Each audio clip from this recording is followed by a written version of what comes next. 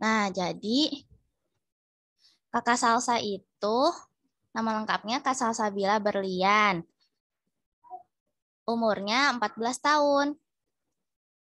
Tinggalnya di Tangsel, hobinya baking and cooking, gambar manual dan digital, dan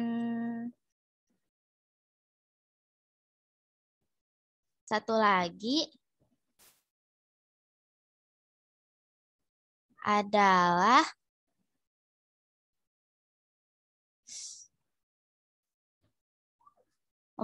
membaca buku dan lettering.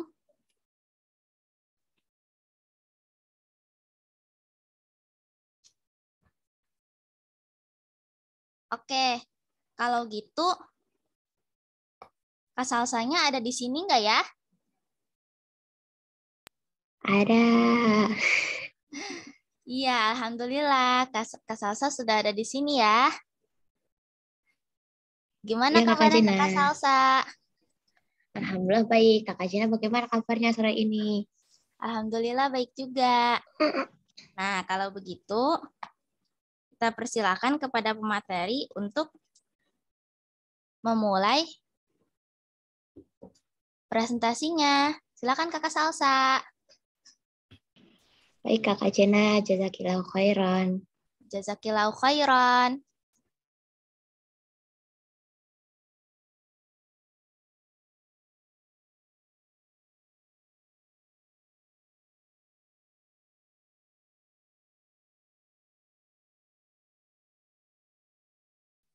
Bismillah, ini share screen-nya sudah kelihatan belum, teman-teman? Alhamdulillah sudah. Baik, kalau gitu. Bismillah. Assalamualaikum warahmatullahi wabarakatuh. Waalaikumsalam warahmatullahi wabarakatuh. Warahmatullahi wabarakatuh. Innal hamdalillah nahmaduhu wa nasta'inuhu wa nastaghfiruh wa na'udzu billahi min syururi anfusina wa min sayyiati a'malina man yahdihillahu fala mudhillalah wa man yudhlilhu fala hadiyalah wa asyhadu an la ilaha illallah wahdahu la syarikalah wa asyhadu anna muhammadan abduhu wa rasuluh amma ba'd.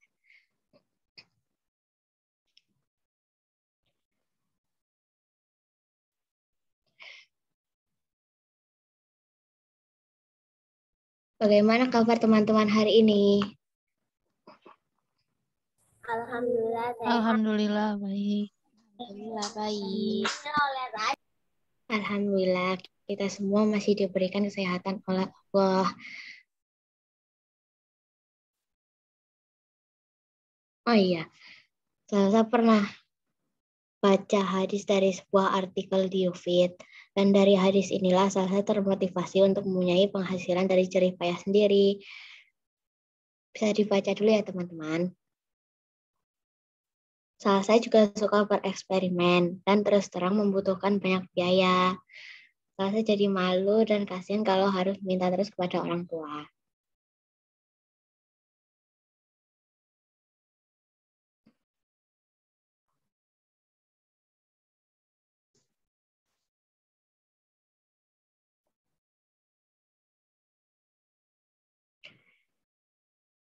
Ini adalah toko online salsa.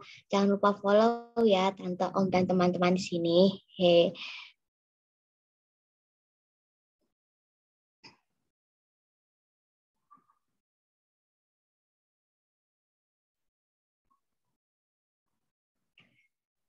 Nah, ini adalah cerita salsa saat salsa.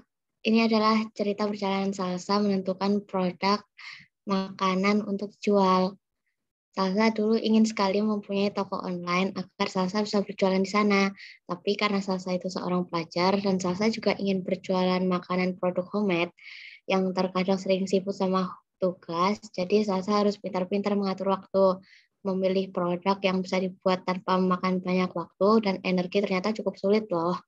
karena kesibukan sebagai pelajar hanya menyisakan sedikit waktu luang. Nah, kalau sisa waktu sedikit itu Salsa jualan dengan sesuatu yang ribet atau pengolahannya cukup lama, pasti bakalan capek seiring berjalannya waktu. Beberapa produk yang menurut Salsa pengerjaannya tidak terlalu rumit adalah granola, snowball, brownies. Ini pun Salsa masih mencari celahnya. Selain itu, rencana ke depan insya Allah akan ditambah produk hand lettering dan scrunchie. Jadi proyek jualanku bukan hanya makanan, tapi semua produk yang memang bikin Salsa happy. Doakan Salsa agar Allah mudahkan ya teman-teman. Amin.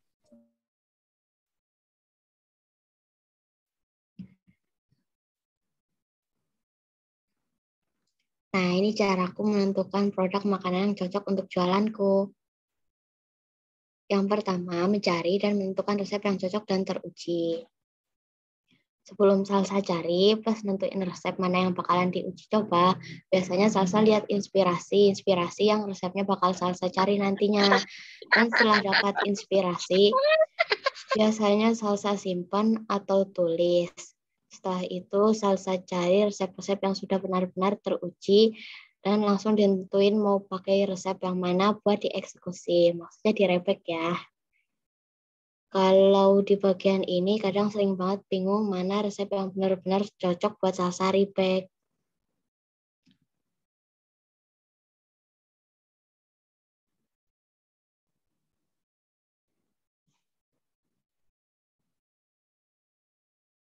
Nah, ini adalah beberapa eksperimen Salsa. Dari beberapa hasilnya ada yang nggak cocok untuk dijual. Salah satunya Salsa pernah kepikiran jualan lapis legit, tapi ternyata prosesnya lama banget. Karena kan kuenya berlapis-lapis, jadi Salsa bikinnya selapis-lapis. Dan waktu itu bikinnya sampai jam 12 lebih.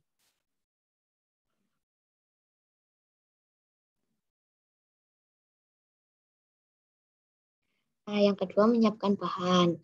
Setelah mencari dan menentukan resep, Salsa juga langsung nyiapin plus ngecek kalau ada bahan yang kurang. Dan biasanya Salsa ngelakuin ini di hari yang sama setelah mencari resep biasanya. Yang ketiga, mulai mencoba dan membuat resep yang sudah ditentukan. Di sini biasanya bagian yang paling susah, karena kalau resepnya kurang atau nggak cocok sama Salsa, biasanya Salsa rombak atau modif buat nyesuaiin sama Salsa. Dan tentunya biar takarannya pas di Salsa saat Salsa buat lagi nantinya. Jadi kalau melakukan proses ini harus sabar sekali teman-teman. Contohnya seperti soft cookies ini.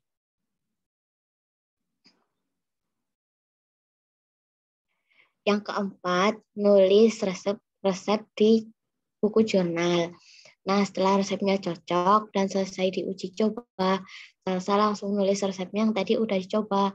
Tentunya kalau udah tulis itu resepnya sudah benar-benar pas ya, baik udah dimodif ataupun resep asli. Menurut Salsa ini yang paling seru karena Salsa suka banget nulis jurnal.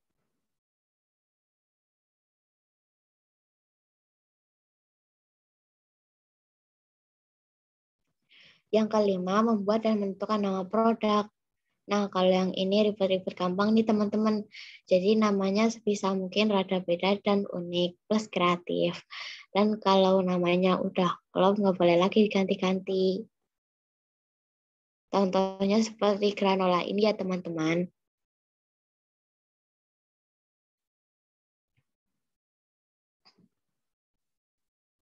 Yang keenam, menyiapkan kemasan dan label.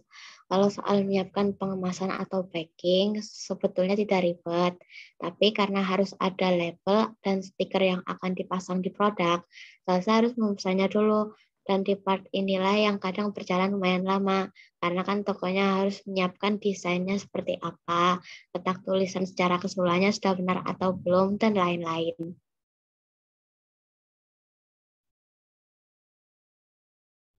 Yang ketujuh, menghitung biaya produksi dan menentukan harga produk. Setelah menyiapkan bahan-bahan untuk packing produk, Salsa akan menghitung bahan dan peralatan packing dibantu oleh orang tua Salsa. Terkadang saat menghitung, Salsa sering bingung, tapi Salsa juga bisa belajar MTK dari sini loh teman-teman.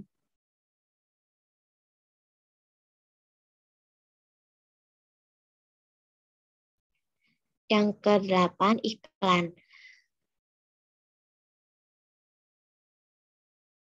Di part mengiklankan ini, Salsa akan menjelaskan spesifik produk makanan tersebut. Misalnya bahan-bahannya, masing-masing manfaatnya.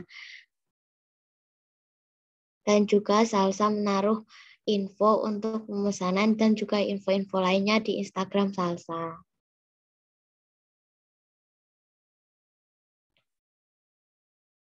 Nah, di sini harga produk makanan jualannya Salsa.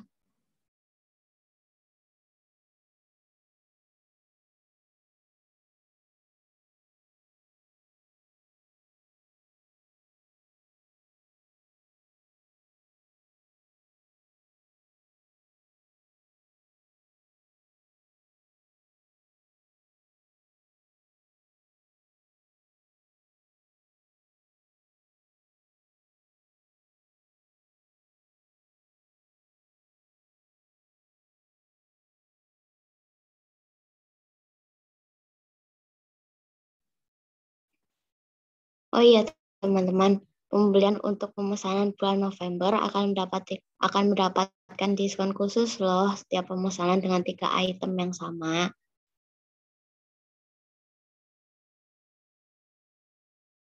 Info-info tentang diskon nanti akan Salsa share di Instagram Salsa yang bernama Salsa Pantry.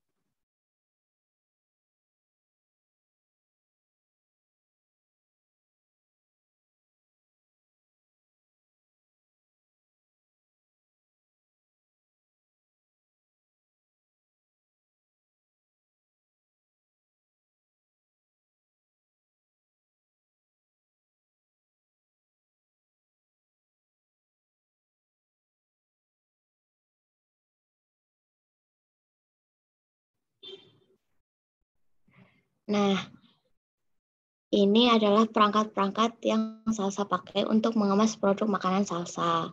Di sini ada jar kaca, lalu di sini ada sendok kayu, dan di sini ada tali rami. Di sini juga ada label dan stiker. Oh ya, untuk stiker, belum semua produk Salsa memakai stiker dan label karena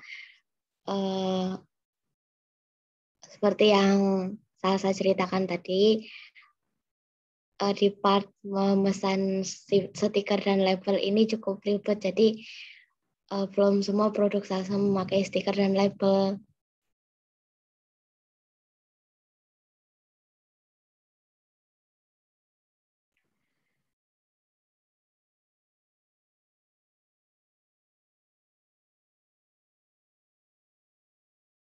Kenapa Salsa memilih chair atau toples kaca daripada standing pouch untuk produk makanan? Sedikit penjelasan tentang standing pouch. Standing pouch atau yang sering juga disebut sebagai stand up pouch merupakan jenis kemasan fleksibel yang dapat berdiri dan biasanya memiliki zipper. Jenis-jenis standing pouch yaitu ada aluminium foil. Waktu penguraian dibutuhkan waktu kurang lebih 400 tahun. Dan di sini juga ada plastik. Waktu penguraian dibutuhkan waktu selama 500 sampai 1000 tahun. Selain ini, jenis standing pouch sebenarnya juga ada yang memakai kertas kraft dan juga aluminium foil.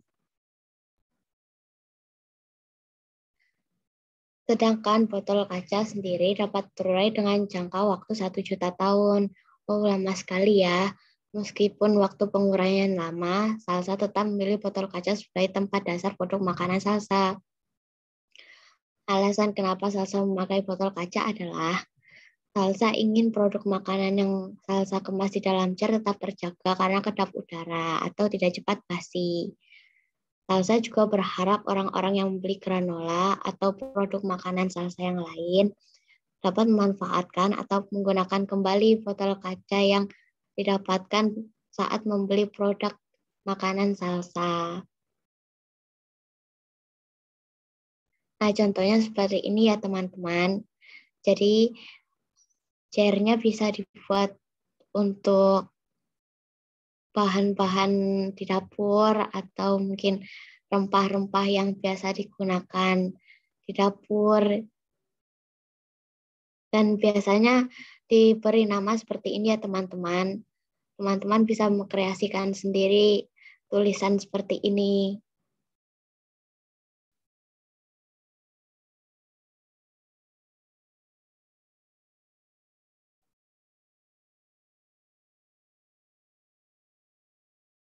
Nah, sharing sore ini sampai di sini dulu ya teman-teman. Sekarang saya serahkan lagi ke kakak moderator untuk sesi tanya jawab. Silakan kakak moderator. Ya, Masya Allah, Barakallahu fi Kakak Salsa.